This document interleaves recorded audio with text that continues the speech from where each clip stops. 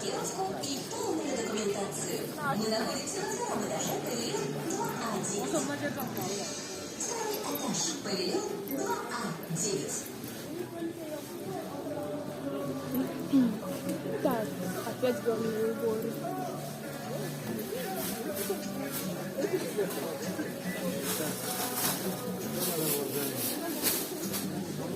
Если его так мало представлено,